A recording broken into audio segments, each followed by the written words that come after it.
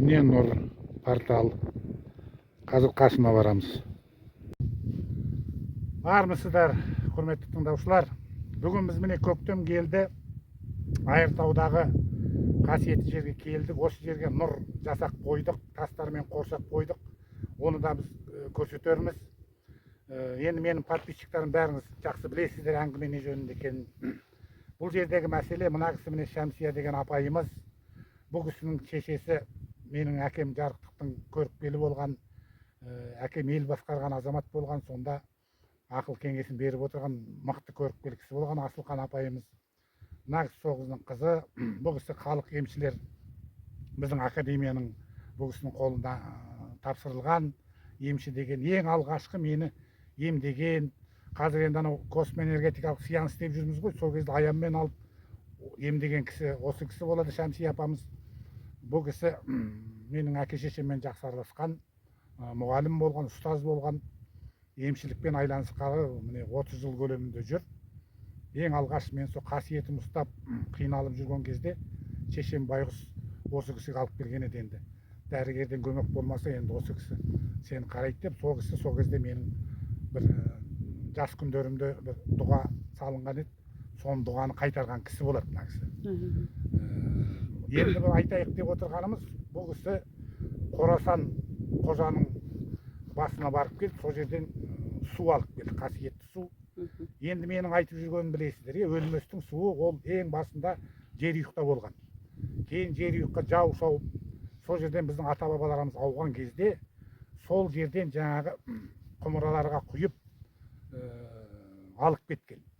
Сон барған жерлерінде қандай да бұлақ көрсе, сол бұлаққа сол судан құйып, ырымындап, сол өлместің суын жаңағы қасиетті суларды сол жерге құйып отырған. Оның бәрін сіздер өздеріңіз білесіздер. Мен кітаптардан да, қасиетті кітаптардан да, ежелгі мифтерден де, тіпті орыстардың Белес кітабынан да, Көгершіннің қанатымен келді деген Голубиный книга кітабында бәрінде осы қасиетті су туралы айтылады. Тіпті анау балбал тастарды қазір біз білдік, мына бәрі бүйтіп кесе ұстап тұрғандары сол кесемен алып шыққан суларды сол жерден. Содан қай жерде қазақтың мына даласында, Мұратбек Асанұлының айтуынша, қазақтың даласы ол адам атаның бізге берген аманаты. Міне сондай бұлақтарға құйып жүрген. Енді ана Меккеден әкеп мынау қазір байшыкештер үй салса, оны көріп жүрмін. Сол құдық жасағанда сол Меккенің суын сатып алып құйып жатқан талай көрген едім. Енді ол зәмзәм су деген қазақтың дәм суы деген сөз. Өйткені арабтар з дыбысының орнына з дыбысын қосып жібереді. Мысалы, Қыдыр атаны Қызыр ата дейтін сондықтан. Ол кәдімгі біздің қазақтың дәм тататын су деп аталады. Сондықтан біз енді Қабанбайдың бұлағы, менің лекцияларын тыңдағандар білесіздер, анандай нұр тұрған жердің бәрінде міндетті түрде, сол киелі кітаптарда жазылғандай, қасиетті кітаптарда міндетті түрде бұлақ болады. Біздің аталарымыз соны біліп, сол бұлақтың айналасына келіп жаңағы қоныс істеп болған. Сол бұлаққа жаңағы өлместің суын құятын болған. Сондықтан енді ол мен ешқандай күмәнім жоқ. Қорасан баба ол жерде 7 қожа жерленген дейді. Бұрхан-ад-Дин Қылыштың шежіресі туралы мен айттым. Сол шежіреде айтылған. Ол 7 қожа, 7 ата, 7 қарақшы жұлдыздары сияқты орналасқан дейді жерде.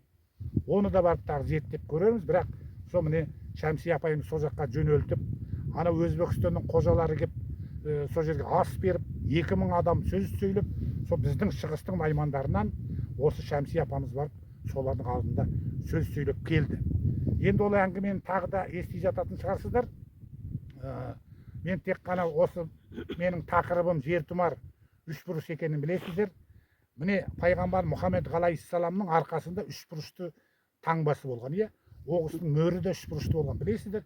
Үшбұрыш дегеніміз жертұмар, Жерұйықтың әспеті, Жерұйықтың жаңағы қалыбы сондай болатын, білесіздер. Міне сондықтан Шәмсия апайға сол жерін ғана айтып беріңізші деп отырмыз. Сіз ана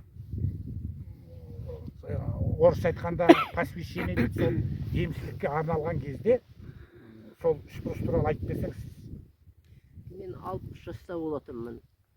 Содан Алланың әміріменен Астанадан денсаулық сақтау министрлігінен төл құжаттарды тексеруге комиссия келгенде менің жұмысым гран-при ұтып алып, содан сол комиссияның бастығы Астанаға денсаулық сақтау министрлігіне аудармашы болып бізге жүріңіз деп маған сөз айтты. Содан мен 60-тамын, мен енді кәрімін ғой дедім, 70-те болсаңыз да жүріңіз деді.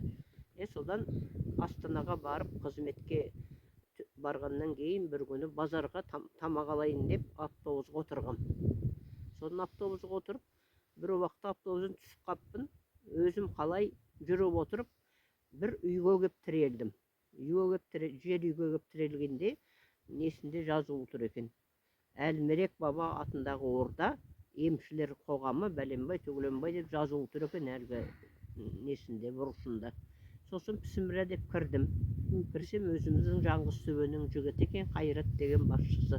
Жүгіріп келіп, ой, Найман апам келді ғой, талайдан бері шығыстың Найманын сағынып жүрем деп құшақтап бетімнен сүйіп төрге шығарып, сөйтіп мен сол қалай барғанымды өзім білмеймін. Әйтеу Алла тағала мені сүйеп апарды.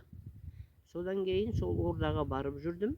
Бір күні сол жақ жүректің тұсында күрең қозыл 3 бұрыш шықты. Содан кейін Қайратқа көрсетем ғой. Мынау не нәрсе бауырым деп содағы орданың. Ой, апа, сізге мөр соғыпты ғой.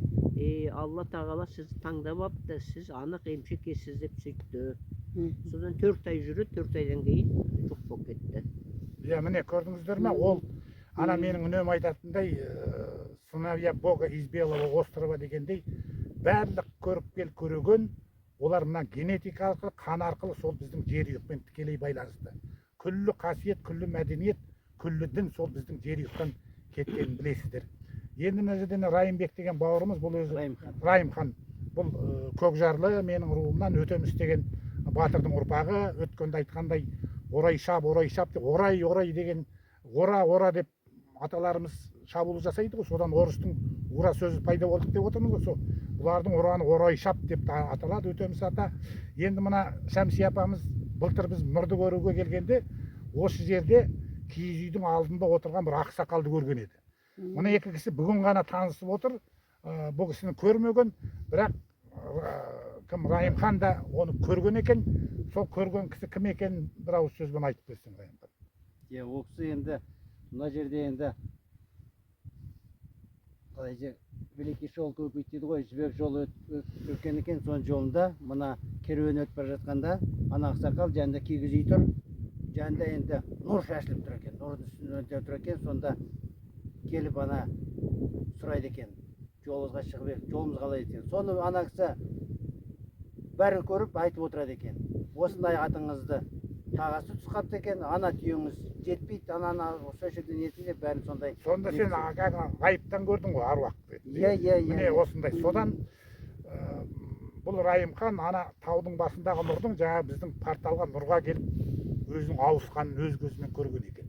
Мен енді былтыр өзім айттым, ана таудың басында мына қызыл күрең нұрды көргенімді.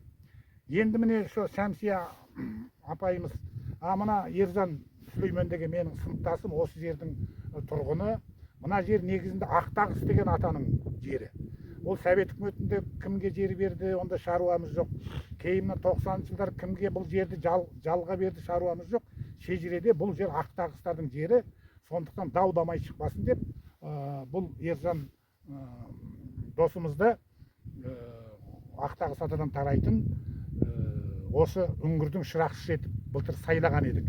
Мынау жерден 4 шақырым жерде Ақтағыс атаның да ескерткіші бар. Енді құрметті ағайын, қазір барып сол ағы Қорасан қожаның басынан келген суды Қабанбай бұлағына құямыз. Ырымын жасап, ата-бабалардан қалған ырым. Ол ескіліктің қалдығы, айтты бүйтті деген әңгіме емес. Солай тарихта болған дүние. Көрдіңіздер ме? Соны Алланың қалауымен мына кісіге жол түсіп, сол Қорасан қожаға барып келіп, әне тазитте келіп қалды. Мен айттым ғой, мен жүрген жерде үнемі тазит жүреді. Көрдіңіздер ме? Менің кием ол. Тазит бұл 7 қазынаға енген. Көрдіңіздер ме? Менің дауысымды естіп келіп, мен таным бірінші рет көрдім. Көрдіңіздер ме? Вот.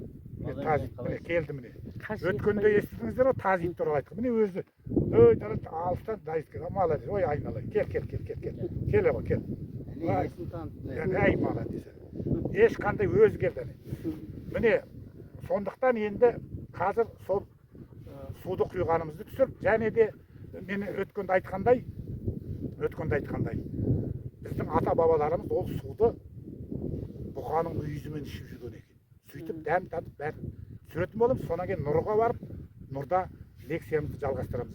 Болды, өшіріңіз. Болды. Ал енді міне Қабанбайдың бұлағының басына келдік. Басыңызды жауып қойыңыз.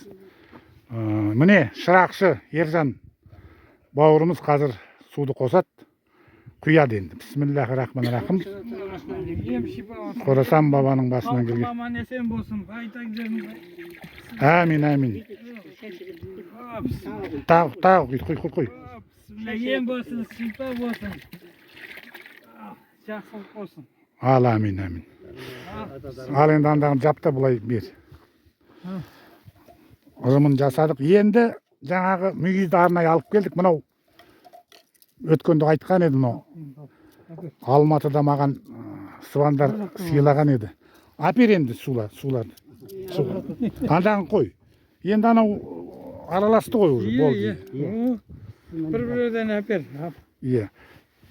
Әперден дәм татайын. Бастықта түсін енді бірінші. Түсір. Ал енді міне біз өзіміз жасақ қойған нұрға келдік. Біз ешқандай біреуден көшіріп, еліктеп жүрген ештеңке жоқ. Бұл болған. Анау Ақбауырда да ондай нұр тастардан қосылған жер болған. Оны капищи деп, қап іші деген біздің сөз деп айттық. Анау Алматы облысында да сақталып қалған. Енді мен қасиетті Рамазан айында тылсым танымы құпия ілім деген кітапты жазып біттім. Сол кезде маған түскенде мына камень алатырь деп айтады орыстар. Ол или тор деп айтады. Мағынасын білмейді. Ол мен ала төр деп ойлағам. Жоқ, ол ала тор деген сөз екен. Тор дегеніңіз не көрсетіп көрдің бе? Міне ақ тастар не көрдің бе? Тор сияқты. Міне, әне бір тас жатыр, тор. Осы тор. Әне, тор міне. Көрдің бе? Осын тор дейді. Тор деген жаңағы енді мынау ауға қатысты айтылған ғой. Сондықтан әдебиетшілер біледі. Торы деген сөз негізі ала дегенді білдіреді. Көрдіңіздер ме? Міне сол ала тор ең үлкен таста не? Мына таз итің келіп алды ана жерге. Міне, кел. Отыр енді.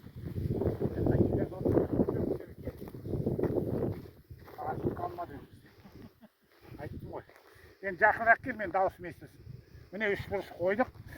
Міне мына тас туралы, мынау тура ортасында тұрады. Нұрдың радиусы бұл жердің 8 метр. Ашылуын күн жылынғанда әкеп, көп кісілерді әкеп ашып көрсетеміз тағы да. Суреттердің бәрін әкеліп көрсетеміз.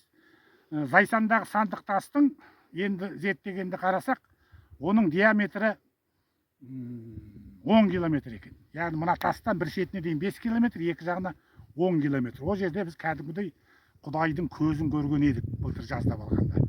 Оны да айттық. Енді бұл тасты Мұратбек Асанұлының айту бойынша бұл тас нұрда тұрғанда қуат алады екен.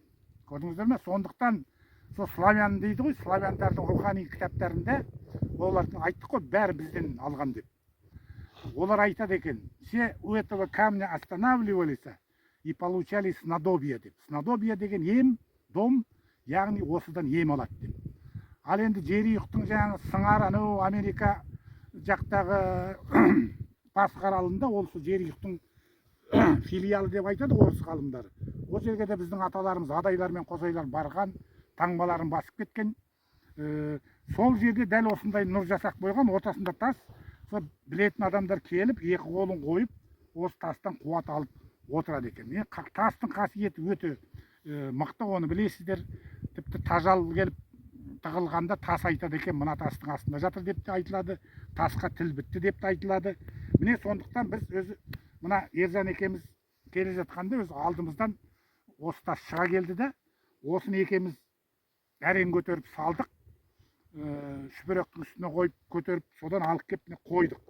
біреулер енді ауыстырып үлкенірек қояйық дейді. Жоқ, бұйырған тас сөзі осы болды, осы тұратын болады. Енді айнала тас әлі толған жоқ. 40 таспен қоршаймыз. Мынау 41-ші тас. Енді білетін адамдар қазір бұл жерді ғайып ерен 40 сілтен деп атап апты. Өйткені мен сол ғайып ерен 40 сілтен деп. Ғайып ерен 40 сілтен осы нұрларда жүреді. Мен қазір бұйыртса ертеңдер оқып берермін. Ақ түлкілі әулие деген мақала жаздым. Сол өте қызықты болып шықты. Нұр туралы, жаңағы өлместің суы туралы, ата бабалардан келген бір шежіре деректерін жігіттер тауып берді. Соны жаздым, оны оқып берермін. Және де сол ғайыптың ақ түлкісі туралы, ақ түлкілі әулие туралы, осы біздің шығыста оның мазары тұр. Мен тылсым танымы құпия ілім атты кітапқа енгізетін болдым. Оның да сол жалғасын осыдан біз оқып береміз. Міне көптеген подписчиктер көргісі келді, келгісі келгендер, міне қараңыздар. Портал Нұр, орыстар айтқанда капищи, оның өзі біздің сөз, қапышы деген сөз. Камен алатер деген, алатор деген, ол да біздің сөз. Өйткені барлық мәдениет үлгілері, барлық дін қазақтың топырағынан кеткенін біз талай жерде айттық. Міне бұл ешкімнен көшіріп алған емес, жын шайтанның сыбырлаған емес. Біз кәдімгідей бұны кітаптардан оқып, шежіреден ата бабалардың айтып кеткені бойынша осының бәрін жасап қалпына келтіріп жатырмыз. Болды.